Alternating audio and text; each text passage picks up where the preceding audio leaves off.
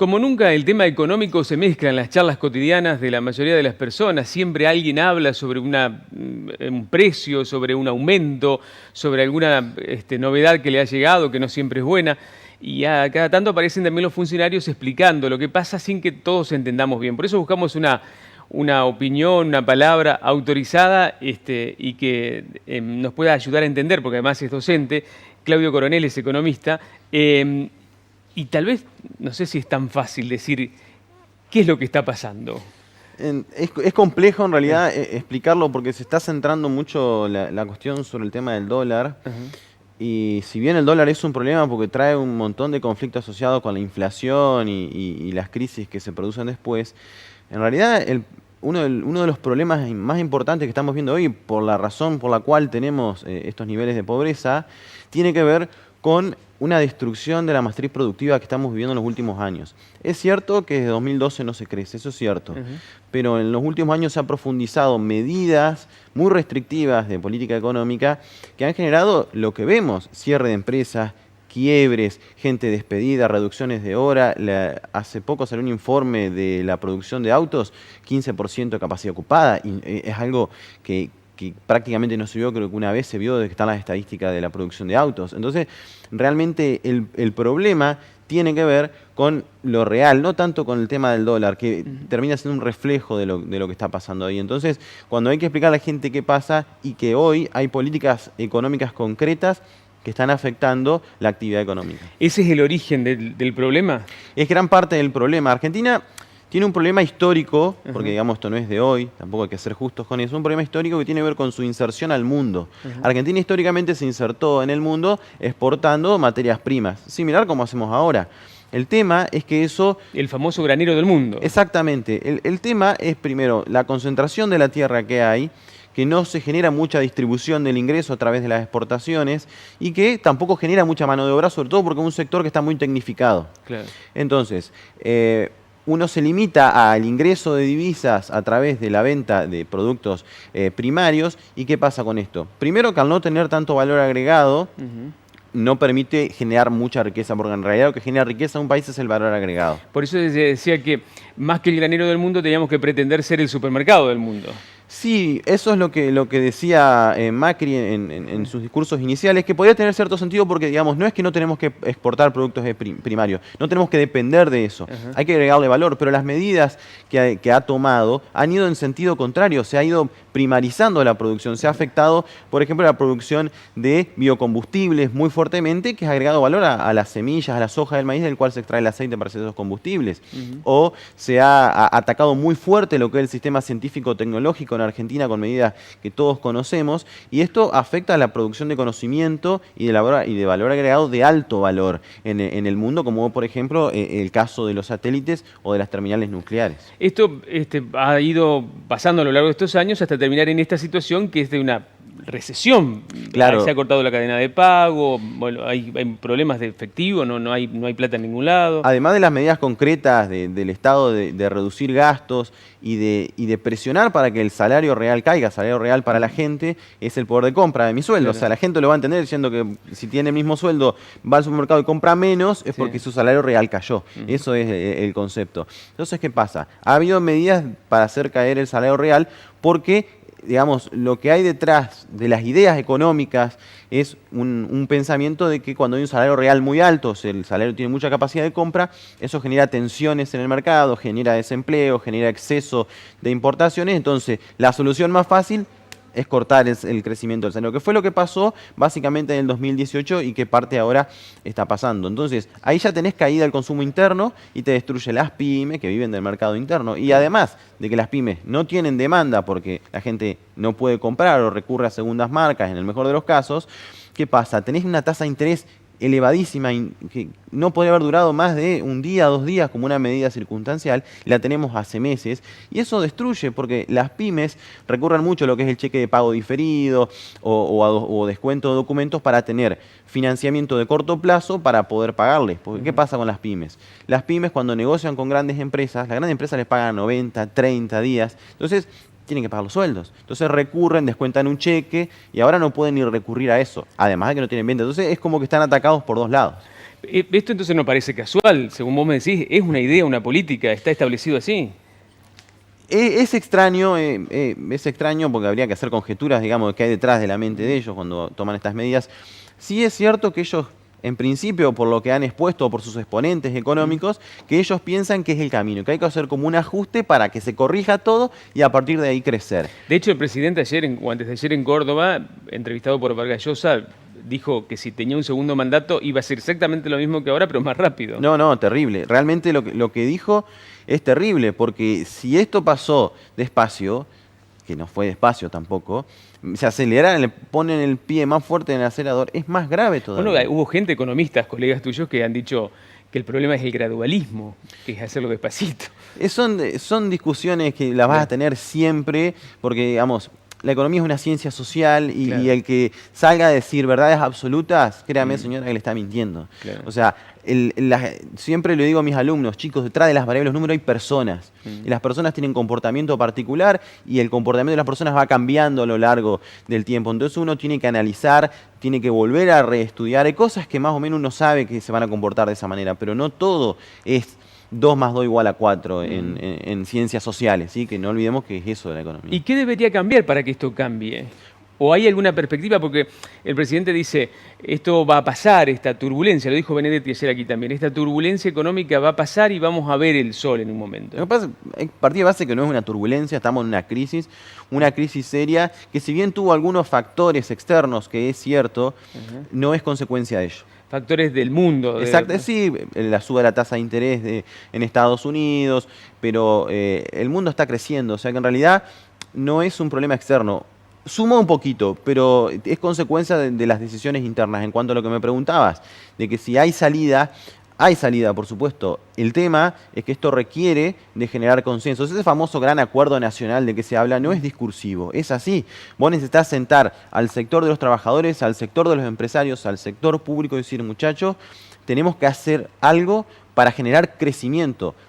La inflación sin política de ingresos hoy por hoy, es decir, lograr que la demanda crezca y volver a recuperar la oferta no va a llevar a ningún lado, más que a crisis como venimos viendo ahora. También esta situación ha dado lugar a mucha especulación Sí. de varios sectores. Esto que estoy diciendo del pan rallado a 73 pesos, a mí me parece una situación de mucha especulación y aprovechamiento de algún sector. Lo que pasa es que nadie sabe a dónde van a ir a parar los precios. Claro. Entonces, el que tiene capacidad de fijar precios va a prever o va a pensar o va a sacar estimaciones de, bueno, los precios van a subir, el dólar va a subir, entonces yo tengo que adelantarme porque si no pierdo capital. ¿Sí? Porque si yo vendo un precio y al otro día me lo suben mucho, perdí. ¿Sí? Entonces, ¿qué hago? Voy adelantándome. Obviamente eso acelera la inflación. Esto tiene que ver con la inestabilidad macroeconómica que hay, con la incertidumbre que hay hacia adelante, porque hoy no sabemos qué va a pasar mañana. Dicen que mañana es sábado y Claro. que no mueve el dólar, pero no sabemos si el lunes va a saltar. Entonces esa incertidumbre, esa volatilidad que vemos todos los días que el dólar sube, baja, claro, genera en la gente y en el mercado dudas, entonces se anticipan. Después también hay dispersión de precios. Si uno recorre, y te voy a dar un ejemplo. Yo hoy pasé por un autoservicio de barrio y un turrón, marca cualquiera, estaba a 8 pesos. Un turrón de marca, 8 pesos. Y en un importante supermercado, ese mismo turrón está 16, 17. El doble. El doble. Entonces, por supuesto que ahí hay un aprovechamiento y una posición dominante que tiene que permite poner ese precio porque la gente lo va a comprar porque es ese supermercado. Pero en realidad hay mucha dispersión de precios porque no hay un sendero hacia dónde van los precios y cuál es el precio. Entonces, mucho por ahí autoservicio lo que hacen para no perder ventas es bajar los precios aún perdiendo. Cuando vos decís el mercado, la posición del mercado, Sí. ayer leí, por ejemplo, que las grandes cadenas, las grandes empresas productoras de alimentos, Sí. Las de leche, las de golosinas, las de limpieza, ya le enviaron a los supermercados, hipermercados, listas de aumento de precio a partir del próximo lunes, de entre el 10 y el 15%. Sí, bueno, hoy de hecho pasamos por un mayorista para comprar unas cosas, mañana el cumpleaños de mi hija, que si me está viendo le mando saludos, mi ¿Cuántos vida. cumple? 4 años, mi vida. Entonces cuando me veo en Todavía- la computadora, imagínate, me veo en Todavía la es tele y barato. dice, está todavía. papá. Ahora cuando cumpla 15 vas a subir. No, falta mucho. No, entonces fuimos a comprar algunas cosas y nos decía, mira, ya avisaron que esto el lunes sube. ¿Viste? Claro. No, es cierto, y tenemos aumentos de precios importantes porque ¿qué pasó en marzo? El dólar subió aproximadamente un 12%, y eso se va a trasladar a precios. Entonces, los mayoristas trasladan prácticamente en forma inmediata, los mayoristas grandes, no, los pequeños cambian en forma inmediata los precios. Entonces es razonable que le hayan planteado. Igual me parece mucho porque durante el mes ha habido correcciones de precios. Pero el lunes pasado hubo otra nueva lista de precios. Es para adelantarse. Claro.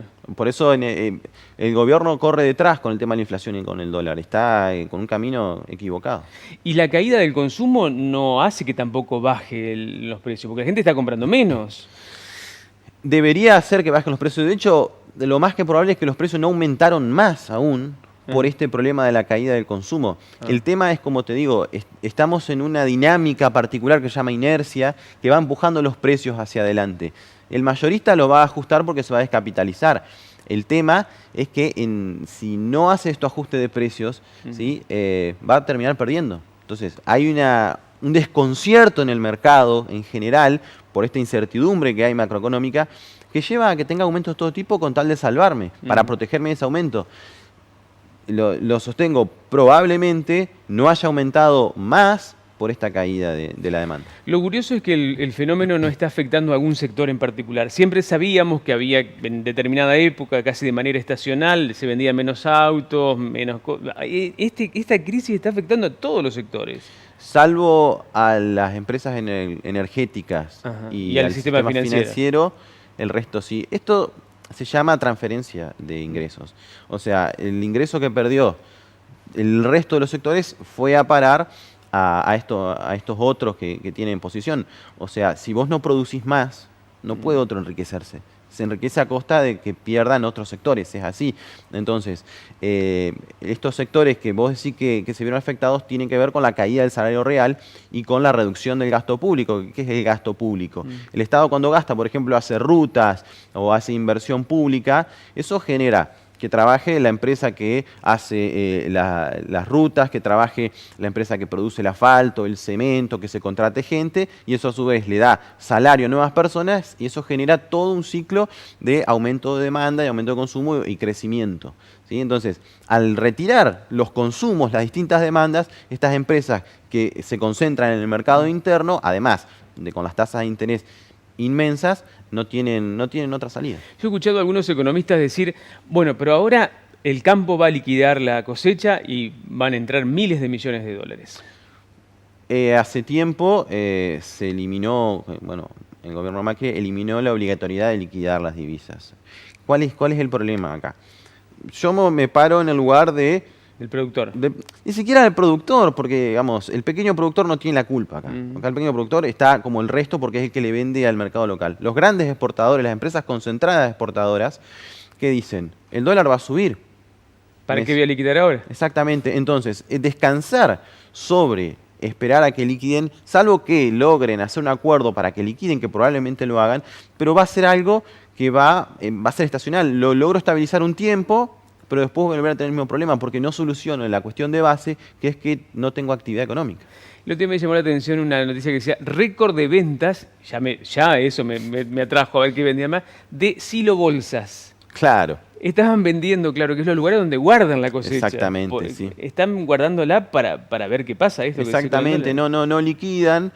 La posibilidad que tengan de concentrar, primero es por una cuestión de poder fijar un precio acorde, y la segunda, evidentemente tienen recursos acumulados como para poder sentarse arriba de la soja, como se dice habitualmente. Entonces, es un sector que tiene la posibilidad de esperar a que el dólar se fije en algún punto donde a ellos le convenga. A ver, tiene sentido económico. Sí.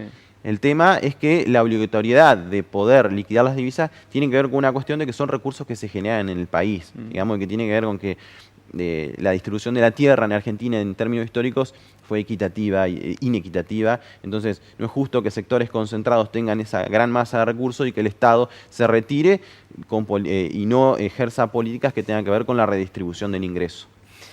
Muchas gracias, Claudia. No, Creo que por favor. entendimos todo. Nosotros todos en general, los argentinos, nos hemos vuelto medio economistas. A la fuerza, casi por obligación, hemos empezado a entender esto de la liquidación de la cosecha, del aumento de precios, del componente, de cómo se compone el precio de los alimentos. Lamentablemente hemos tenido que llegar a esa instancia. Ojalá que esto sea pasajero, que se solucione. Si Dios quiera solucione, porque realmente es una situación crítica Sí. y esperemos, bueno, que se llegue a un acuerdo y podamos arrancar. Va a ser difícil el 2020, no lo vamos a negar, pero esperemos que arranquemos con una perspectiva de crecimiento que hoy no hay. Gracias, Nos No, vemos gracias pronto. a vos. Feliz cumpleaños a tu hija, que se llama Jazmín, Jazmín. Cumple 4 años mañana. ¿Y mañana es el cumpleaños o la fiesta? mañana las dos cosas. Las dos, qué coincidencia.